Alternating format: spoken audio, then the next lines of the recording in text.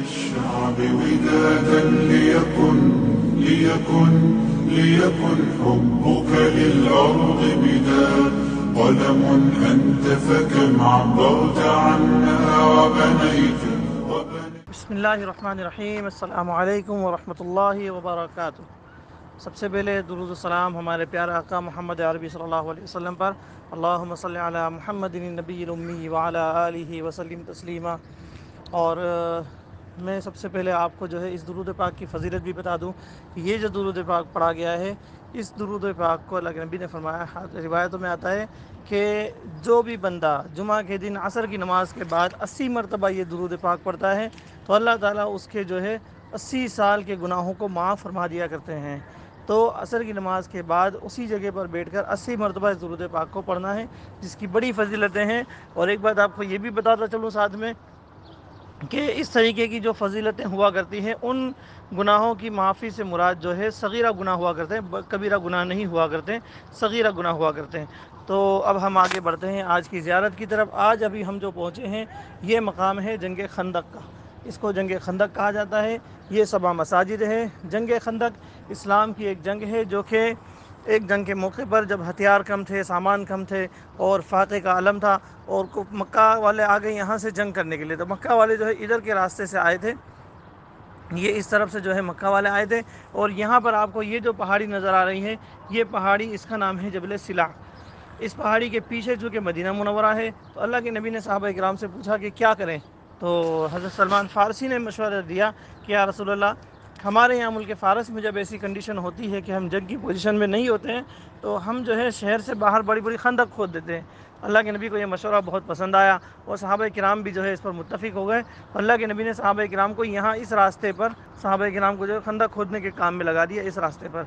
تو اس وقت میں یہاں پر جو ہے 7,000 فٹ لمبی خندق کھودی گئی تھی اور 7 سے 10 فٹ چوڑی اور 10 فٹ گہری خندق یہاں پر کھودی گئی تھی، جس کی وجہ سے جو ہے کفار مکہ جو ہے اندر داخل نہیں ہو پا رہے تھے اس طرف. اور اس پہاڑی کے اوپر اللہ کے نبی نے جگہ جگہ پر جو ہے صحابہ کرام کی ٹوڑیاں بنا کر کے، ٹکڑیاں بنا کر کے یہاں پر اللہ کے نبی نے صحابہ کرام کو تعینات کر دیا تھا. تو جو صحابی جہاں پر تھے انہوں نے وہیں پر نماز پڑھنی شروع کر دی تھی. تو اس وقت میں جو ہے اس پہاڑی کے اوپر 7 مسجدیں ہو گئی تھی، جن میں سے ایک مسجد ابھی ہم کو آپ کو یہ جو دکھ رہی ہے، اس مسجد کا نام ہے مسجد عمر. یہ مسجد عمر ہے. اور یہاں بیچ میں آپ کو جو ایک دوسری مسجد جو دکھائی دے رہی ہے، یہ ہے مسجد سلمان فارسی. جی، یہ مسجد سلمان فارسی ہے. اور پہاڑی کے اوپر وہاں بھی آپ کو ایک مسجد دکھائیں گے. اس طرف جو ہے ایک مسجد ہے جس کا نام ہے مسجد فتح، اور اس کے نیچے ایک مسجد ہے جس کا نام ہے مسجد علی. ٹھیک ہے.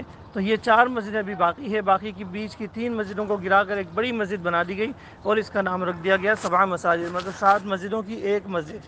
اس طریقے سے یہاں پر یہ مسجد بنا دی گئی. تو اس جنگ کا جو گھیراؤ تھا وہ تقریباً 29 دن تک اس جنگ کا گھیراؤ چلا تھا. اللہ کے نبی نے یہاں پر جو دعا فرمائی تھی، مسجد فتح جو ہے وہاں پر اللہ کے نبی کا خیمہ لگا ہوا تھا.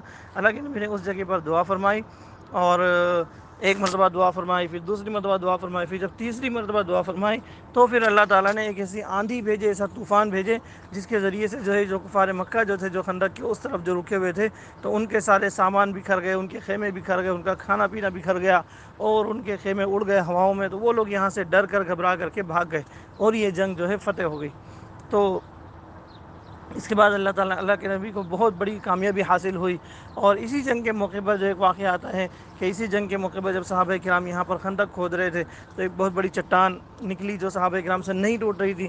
تو ایک صحابی اللہ کے نبی کے پاس آیا، کہنے لگے رسول اللہ، ایک چٹان نے جو ہم کو پریشان کر رہی ہے، ہم سے نہیں ٹوٹ رہی ہے. تو اللہ کے نبی نے کہا ٹھیک ہے چلو میں دیکھتا ہوں. اللہ کے نبی نے جا کر کے جو ہے اس پر 3-4 کلاڑے مارے، وہ چٹان ٹوٹ گئی. تو وہ صحابی جو ہے، ایک صحابی نے اپنے پیٹ پہ سے کرتا اٹھایا، کہا یا رسول اللہ، ہمارے تو پیٹ پر پتھر بندھے ہوئے، ہمارے فاقے چل رہے ہیں، ہم سے چٹان کیسے ٹوٹے گی. یہ سن کر میرے نبی کی آنکھوں میں آنسو آ گئے. پھر میرے آقا نے جو ہے اپنا کرتا اٹھا کر دکھایا اور کہا میرے صحابی، تم یہ نہ سوچنا کہ تمہارا نبی کھا پی کر آیا ہوگا اس لیے اس نے چٹان کو توڑ دیا. آپ نے جو ہے اپنا کرتا اٹھا کر دکھایا کہ تمہارے پیٹ پر 1 پتھر بندھے، میرے پیٹ پر 2 پتھر بندھے ہوئے. یہ سن کر صحابہ کرام کی آنکھوں میں آنسو آ گئے. پھر ایک صحابی حضرت جابر جو تھے، ان کا گھر جو ہے بھی ہم آپ کو دکھائیں گے کچھ دیر بعد، کہ اس پہاڑی کے پیچھے کے حصے میں حضرت جابر کا مکان ہوا کرتا تھا. حضرت جابر اپنے گھر گئے اور اپنی بیوی سے کہا کہ میں نبی کی دعوت کرنا چاہتا ہوں، گھر میں کیا ہے. تو ان کی بیوی نے کہا کہ بھئی ایک بکری کا بچہ ہے اور چند مٹھی جھو کر کے کونے میں پڑے ہوئے ہیں. تو انہوں نے کہا ٹھیک ہے. انہوں نے کہا کہ تم جو کو جمع کرو، اس کی روٹیاں بناؤ. اور انہوں نے جو بچے کو ذبح کیا، بیوی نے سالن بنایا، روٹیاں بنائیں. حضرت جابر نے آ کر اللہ کے نبی سے کہا یا رسول اللہ آج آپ کی دعوت ہے میرے گھر پر. اللہ کے نبی نے پورے لشکر میں اعلان کرا دیا، 700 سے زیادہ کا لشکر. اور کھانا کتنا تھا؟ ایک بکری کا بچہ اور چند مٹھی جو کی روٹیاں، اور 700 سے زیادہ کا لشکر تھا. تو حضرت جابر پریشان ہو گئے، اور حضرت جابر نے جو ہے آ کر کے اپنے گھر پر جب آئے تو بیوی نے دیکھا تو بیوی سمجھ گئی کہ کوئی پریشانی ہے. تو حضرت جابر سے کی وائف نے کہا، بیوی نے کہا کہ بھئی کیا پریشانی ہے؟ حضرت جابر نے کہا کہ اللہ کے نبی نے پورے لشکر کو دعوت دے دی. بہرحال وہ بیویاں بھی اس زمانے کی بیویاں ہوا کرتی تھی، تو انہوں نے جو ہے اپنے حضرت جابر سے کہا کہ حضرت جابر پریشان تھے.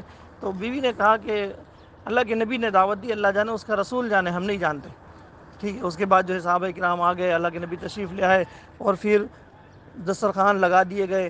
اور اللہ کے نبی جب آ کر کے بیٹھ گئے تو حضرت جابر نے آ کر کے دھیرے سے آپ کے کان میں کہا یا رسول اللہ گھر کی یہ پوزیشن ہے، اتنا سالن اور اتنی روٹی ہے. تو آپ نے فرمایا کہ ٹھیک ہے، برتن کو کھول کر نہ دیکھنا، میرے پاس لا کر رکھ دو. برتن آپ کے پاس لا کر کے رکھ دیے گئے، اور اللہ کے نبی اپنے ہاتھوں سے نکال کر دیتے رہے. صحابہ کرام آتے رہے، کھاتے رہے، جاتے رہے. پورے لشکر نے کھانا کھا لیا. وہ سالن بھی وہیں رکا رہا، روٹی بھی وہیں رکی رہی. اتنی برکت اللہ نے ڈال دی اس میں. پھر آخر میں اللہ کے نبی نے اس میں سے کھانا کھایا، اور گھر والوں سے کہا کہ اب تم بھی اس میں سے کھانا کھاؤ. تو بہرحال اللہ کے نبی کی برکتیں، صحابہ کرام کے ایمان کی برکتوں سے اللہ تعالیٰ نے اتنی برکتیں اس میں ڈالی. اور یہ برکتیں آج بھی ہر اس گھر میں موجود ہیں جہاں پر جو ہے جہاں لوگوں کے ایمان مضبوط ہیں، جہاں لوگ مہمان نوازی کرتے ہیں، جہاں لوگ جو ہے لوگوں کا اکرام کرتے ہیں، ہر اس گھر میں اللہ تعالیٰ نے برکتیں رکھی ہوئی ہے. ٹھیک ہے. تو اللہ تعالیٰ سے دعا ہے کہ اللہ تعالیٰ آپ سبھی کو، دیکھنے والوں کو، یہاں پر بار بار آنے کی توفیق عطا فرمائے. اللہ تعالیٰ ہر امت مسلمہ کے ہر فرد کو اللہ تعالیٰ ان مقدس مقامات کی زیارتیں نصیب فرمائے. اللہ تعالیٰ جتنے بھی زائرین یہاں پر آتے ہیں سب کے حج کو، عمرہ کو قبول فرمائے. اللہ تعالیٰ ہم تمام کو بار بار یہاں آنے کی توفیق عطا فرمائے. وآخر دعوانا الحمدللہ رب العالمین. السلام علیکم ورحمۃ اللہ وبرکاتہ. مزید ویڈیو کے لیے لائک کریں، شیئر کریں اور سبسکرائب ضرور کریں. ملتے ہیں. اللہ حافظ.